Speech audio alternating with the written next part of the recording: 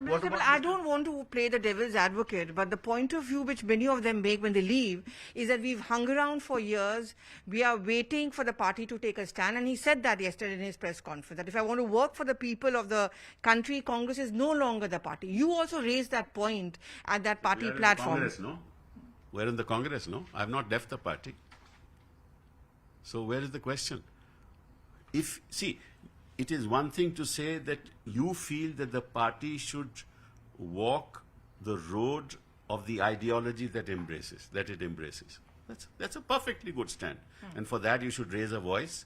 And if ultimately you do not, the party does not accept you, you are entitled to walk out. I'm not saying that you're not entitled to walk out, but you're not entitled to embrace an ideology which you have shunned for 30 years, for 3 decades. You can't do that. That's what is Prasadaram politics. What do you do it for? Prasada. What kind of prasada? You've seen it in West Bengal. You become the leader of the opposition in West Bengal. Mukul Roy comes here. Suddenly they want to go back to TMC. Right? What is that? That is Prasadaram politics. Now they find that all is lost because of the results of the West Bengal election. Let's go back to TMC. What kind of politics? But like Hemanta Biswa Sharma, Jyotiraditya Scindia, Jiten Prasad, they said we kept on waiting for appointments with the High Command, with Rahul Gandhi, a point which you also people raised, that there is no clarity of leadership. I am not on that issue. People, do you think this is a reflection on the leadership of the Gandhis then? Have I said this is a personal decision of Mr. Jiten Prasad? I have nothing to say on that. I have something to say about his decision to join a party which for 3 decades he opposed, the ideology of which he opposed, which means that these decisions are not based on ideology at all. These decisions are not based on policy at all. These are personal decisions, what are called prasada decisions. Do you think it's a reflection on the leadership of the Gandhis? The fact that they are Rahul Gandhi close people? Nature of the politics in this country. Not on the Gandhis? We have seen it happening in West Bengal. We've seen it happening in Madhya Pradesh. We saw it happening in Karnataka. We saw it happening in Maharashtra. And what will happen is people will lose confidence in the democratic system. People will lose confidence in their chosen representatives. And ultimately, the roots of democracy will get weakened. You keep on asking me questions about the leadership. I am not here to answer questions about the leadership. I am here to tell you the serious dangers ahead in respect of this kind of politics, which is what I tweeted. That look, this is now from Ayaram, Geraram, it is now Prasadaram. Now you may get a ministerial berth, you may get into the cabinet, you may get a post of leader of opposition, you may be given money, I don't know. I'm not aware of that. Politicians, again, I don't want to play devil, the politician will say, I'm in it for politics. That's right. So I should say, I am in for politics, I should move to BJP then, if that's the argument. Would you think of that? Do you think in my life I'll ever do that? If the party doesn't want me, I will say, thank you very much, you've really given me a lot, I'm very happy. But I will never leave the ideology that I have embraced. And over my dead body, I'll never join the BJP, even if I'm asked to leave the Congress party. I just want to go back to the letter you people wrote, because those issues still stand. The elections have still been deferred. Are your concerns still there? Of course. Of course our concerns are there. Aren't you worried that those concerns are not being addressed? Presently, no. Presently, no. They've not been met. So we'll keep raising the issue because we want the party. See, anybody who stops listening stops growing. That's life. If the father stops listening to the son, right, he will stop growing. If the leader doesn't listen in a corporate sector, if the CEO doesn't listen to those who are running the company, the CEO will not succeed. So let's be clear. The art of listening is central to politics, right? We want people to listen. We want people to listen to us and people to address the issues we have raised. If they are not listening to us, fine, that's okay. But we are still wedded to the ideology of the Congress Party. And we will never betray that ideology. I want to, before I start concluding, I want to talk to you about Mr. Sachin Pilot. Now, Sachin Pilot has not decided to join the BJP. He was promised that, his people would be accommodated almost a year to his so-called rebellions. And if tomorrow Sachin Pilot says, I have been patient, I have been loyal, what have I got? I am not going to comment on what Sachin Pilot will do tomorrow. I am only on ideology-based politics. If Sachin Pilot tomorrow, for whatever reason, joins a party which his father opposed, which he opposes even today, I will have the same comment. You see, politics is not about where I can go, what I can get, how I can get it, in what manner I should get it, right? It's not about that. It's about my idea of how the country moves forward. And that's based on clash of ideologies, not clash of personal interests. So, before I let you go, Mr. Sibal, you're saying that your concerns about your party remains, but you want to be within the format of the Congress, and perhaps Jitin Prasad should have hung on. And perhaps for Jitin Prasad to decide, it's not for me to say anything. All I'm telling you is that yes, we, as far as we the group of 23, and now that he's out, it's 22, right?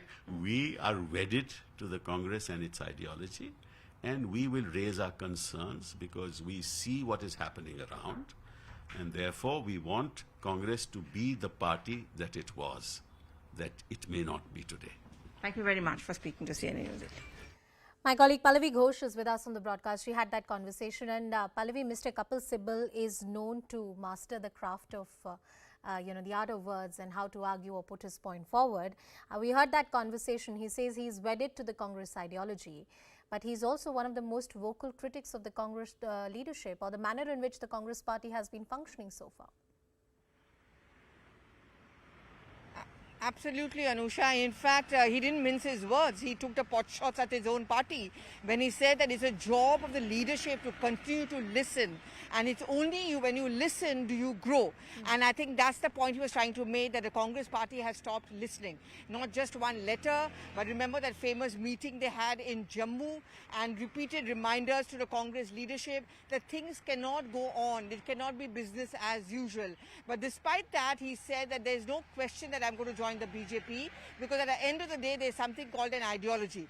So he had something to say about Jitin Prasad. He calls it the Prasada style of politics. He also had a word of caution for Sachin Pilot that if tomorrow you decide to abandon the party which you are speaking out against, which your father fought against, then the same ideological tag will stick on to you. But at the same time, he also gives those very strong words to the Congress. I wonder if the Congress is even going to pay heed. It's all very well to criticize Jitin Prasad or Jyotiraditya Scindia. The jury is still out on whether it was an ideological battle which they failed to win. But the fact remains is that all is not well within the Congress party as well.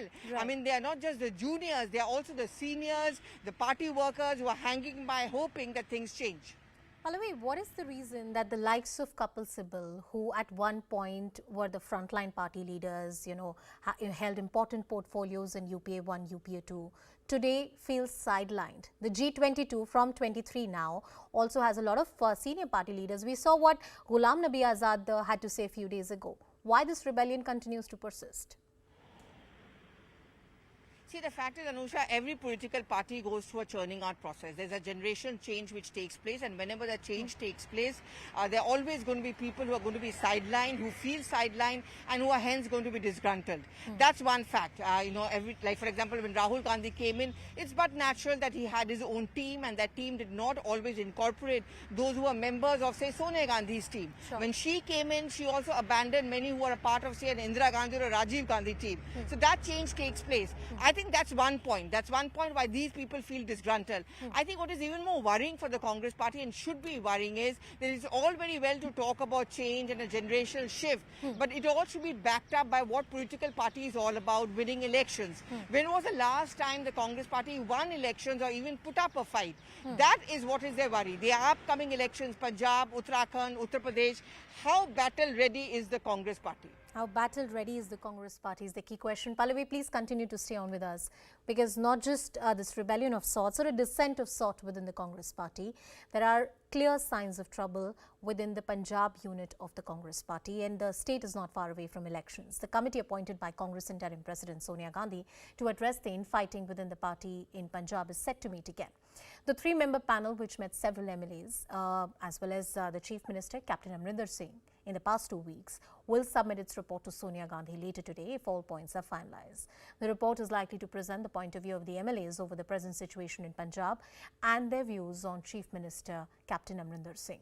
Sources indicate that the committee could recommend setting up another small group or committee to sort out the differences. Pallavi continues to be with us on the broadcast. Pallavi, I'd borrow what you said some time ago, committee after committee. The committee model of the Congress party, it doesn't really seem to work.